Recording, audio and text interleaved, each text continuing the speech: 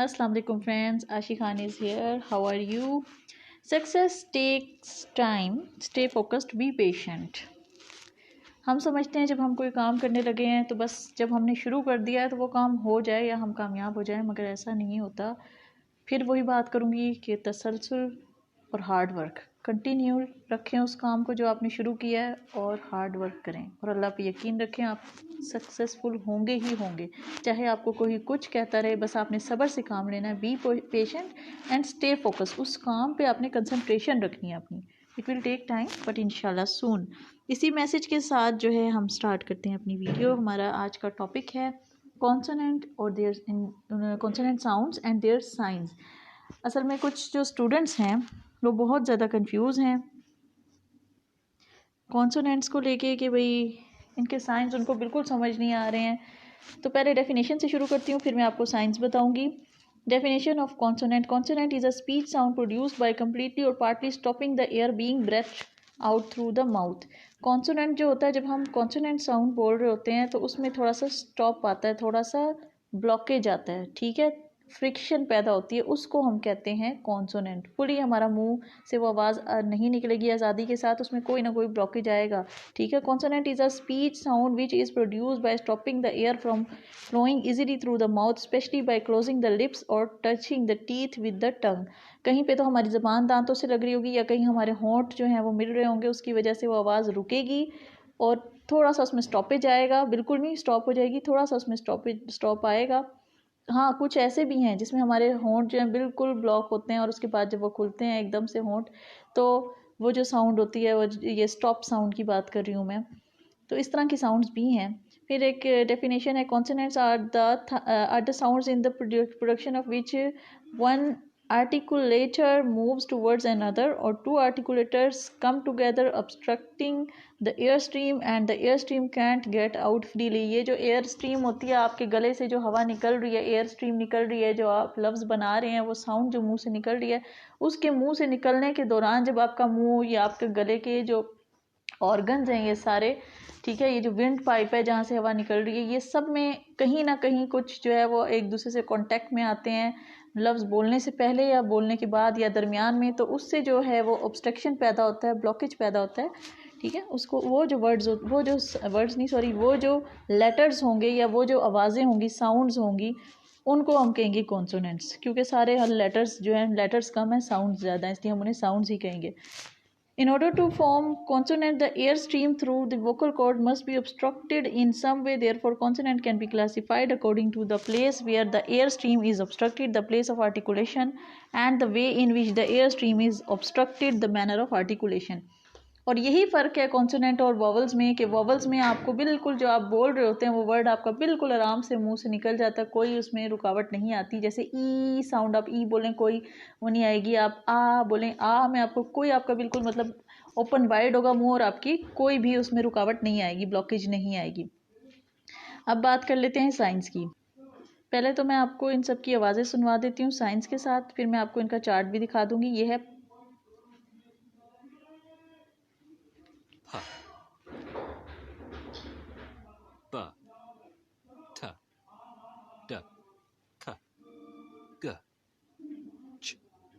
j, v,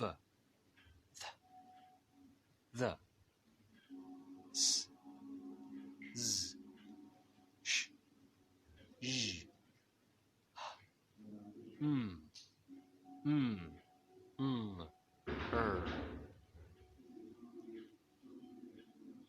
o, y, w। ये मैंने आपको एक ऐप के थ्रू आवाज़ें सुनवाई हैं, बट आपको सारी इसमें सिंबल्स के साथ समझ नहीं आ रहा कि ये कौन सी आवाज़ें हैं, तो मैं आपको ख़ुद भी बता देती हूँ अपने चार्ट से जो मेरे पास है। ये पहली जो है, ये पी की साउंड जो है, जिसको हम जब बोलते हैं यहाँ पे फोनोलॉजिकली, जब हम किसी आवाज़ को बोल रहे होंगे तो हम उसे पी को, जो हम लेटर्स लिखते थे पी, उसको हम पी नहीं कहेंगे, उसे कहेंगे पा। पा साउंड का सिंबल जो होगा वो पी होगा, इंग्लिश लेटर पी होगा, और उसको हम, उसकी मिसाल है जैसे पिट लफ्ज़ है PIT। तो उसके बाद है बा साउंड।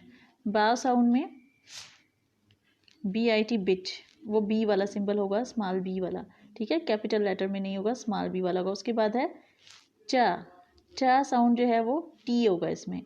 टैब जैसे जिससे हम लिखते हैं ना टैब, तो जब ट्रांसक्रिप्शन करेंगे टैब जैसा लफ्ज़ आता है तो उसमें जो टी की साउंड है वो हम टी से ही डिनोट करेंगे, स्मॉल टी से। फिर है ड साउंड जो है ये हम डी से ही डिनोट करेंगे। फिर का साउंड जो हमारे पास है, जैसे कि कैब है, CAB कैब, तो उसमें हम सी की जो आवाज़ है उसकी जगह हम, क्योंकि कैब है बोलने में जो आवाज़ निकल रही है वही हमने लिखनी है, तो बोलने में क्योंकि कैब की आवाज़ CAB कैब है तो के से ही डिनोट करेंगे उसे हम। ठीक है, हम ये नहीं करेंगे कि भाई सी है तो सी से डिनोट कर दे, नहीं, जो आवाज़ हमारे मुंह से निकल रही है, अगर काफ की आवाज़ है तो जैसे उर्दू में काफ होता है तो इंग्लिश के लिए हम के, इंग्लिश में उसके लिए के यूज़ करते हैं, तो यहाँ हम के ही यूज़ करेंगे उसके लिए। फिर है जी गैप, GAB गैप, तो उसके लिए हम जी ही यूज़ करेंगे। फैन, F, मसला तब होता है जब सिंबल अलग हो आवाज़ अलग हो। इन सिंबल से तो आपको फिर भी शनासाई है, आपको इनका पता है, आप इनको जानते हैं जी। वैन V के सिंबल से, इसी तरीके से सैड S से शुरू हो रहा है तो उसके लिए S का ही सिंबल है। जू के लिए Z का ही सिंबल है, ज साउंड।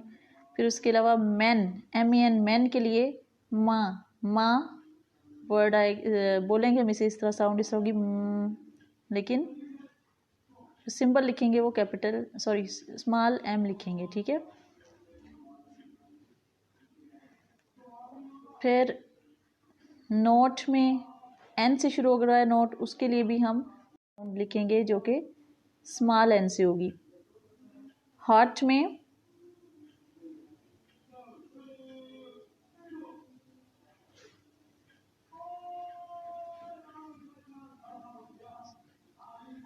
में स्मॉल h यूज़ होगा।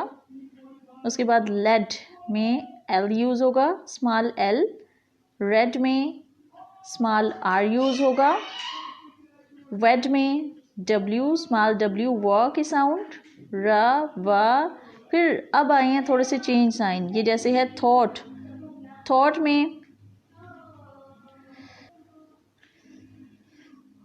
में थीटा साउंड होगा। थॉट था साउंड है तो उसके लिए थीटा का जो है सिंबल, ये वाला सिंबल इस्तेमाल होगा।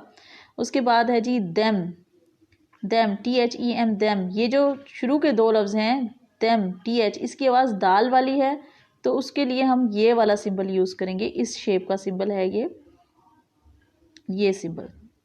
ठीक है, उसके बाद आता है शाय, SHY, शाय, शीन की आवाज़ शुरू के दो लेटर्स की, उसके लिए हम एक ही सिंबल यूज़ करेंगे शीन के लिए, ये लंबा सा S टाइप जो है। ठीक है, ये सिंबल यूज़ करेंगे। फिर है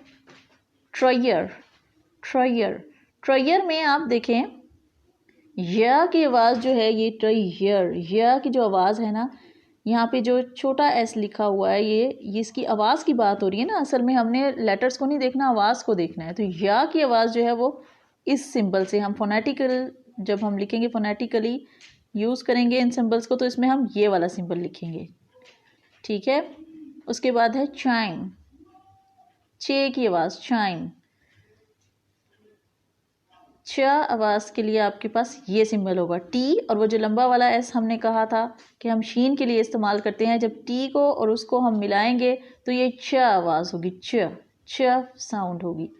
उसके बाद है जी जैम में ज की आवाज़ है, ज।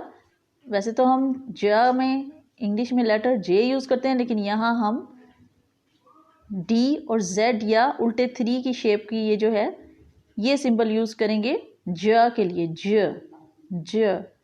ठीक है, उसके बाद है यम, YUM, यम, इसके लिए आप जे का सिंबल इस्तेमाल करेंगे। ये बहुत जहन में रखना है, ये बहुत कंफ्यूज कर देता है इंसान को कि जे के लिए तो आपने ये डी और जेड जैसा साइन है ये इस्तेमाल करना है, जे के लिए ज साउंड। जबकि वाई के लिए जब या की आवाज़ होगी तो उसमें आपने जे का सिंबल इस्तेमाल करना है। ठीक है, और फिर लास्ट में हमारे पास आ जाता है इंगमा वॉइस होती है, जो जैसे उर्दू में नून गुन्ना की जैसे आवाज़ होती है, उस तरह इंगमा की जो नाक से आवाज़ निकलती है, जैसे सिंग, ये मैं दिखा नहीं पा रही हूँ आपको इस वीडियो में, सिंग है SING सिंग, तो जब हम बोलते हैं सिंग सिंग, एंड वाली जो इंग की आवाज़ है उसके लिए एंगमा का साउंड होता है, एंगमा का साइन होता है। वो मैं कोशिश करके आपको दिखाती हूँ। ये साइन जो कि एन की शेप का है, लेकिन एन की शेप का जो लास्ट है एंड वाली जगह है उसको आपने थोड़ा सा नीचे ले जाके मोड़ देना है अंदर की साइड को, लेफ्ट साइड की तरफ, तो वो आपका एंगमा साउंड बन जाएगा जो 24th नंबर पे बना हुआ है। ठीक है, एक दफ़ा फिर मैं आपको ये सिंबल्स दिखा देती हूँ। ये देखें इस चार्ट में, वहाँ अगर आपको ना नज़र आए हो ये सारे वर्ड्स आप क्लियरली पढ़ लें, वहाँ मैं थोड़ा बड़ा करके दिखाने की कोशिश कर रही थी। पा साउंड से पाए, स्पोर्ट, पी बीच में आ रहा है। टैप्ड, ये जो ब्लू हुए हैं ये वाले लेटर्स हैं वो जो साइन बना हुआ है शुरू में। फिर उसके बाद ब, बाय, लैब, ब्राइब, म, माई, स्मार्ट, लैम्प, फ, फाई, व, वी से वाई। डब्ल्यू की और वी की साउंड में थोड़ा सा फ़र्क है, उसका ध्यान रखना है। वी थोड़ा सा सॉफ्ट है और डब्ल्यू ज़रा थोड़ी सी फ्रिक्शन है उसमें, व करके साउंड है। थ, थीटा, द, ट, टाई, डी, डी का साइन, ड, डाई, एन का साइन, नाई, सनी, मैन, स साउंड, साइट, पास, राइस। ऑल्दो कि राइस में सी आ रहा है लेकिन हमने साउंड देखनी है। राइस ये साउंड जो है एस की है। सी की साउंड हम वैसे काउंट नहीं करेंगे जैसे हम इसे सी में लिखा हुआ है, जब हम फोनेटिकली इसे लिखेंगे तो उसमें हम एस ही इस्तेमाल करेंगे। फिर ज साउंड है, उसको लिए हमने जैप, लॉज, लूज, लूज। अब ये लूज में भी आपका LOSE, लूज में, बेड्स में, बेड्स लॉस है, सॉरी लूज नहीं है, बेड्स, बेड्स साउंड आ रही है तो हमने यहाँ पे जेड लगाएंगे। बेशक कि यहाँ लेटर एस का लिखा हुआ है हमारे पास, लेकिन फोनेटिकली इसमें हम जेड इस्तेमाल करेंगे सिंबल जब हम ट्रांसक्राइब करेंगे। फिर आर, राई, बैरल, फर, ये आर का सिंबल है इसमें, यहाँ पे सही नहीं लिखा हुआ, उल्टा लिख दिया इन्होंने, आपने सही लिखना है दूसरे चार्ट में जैसे था।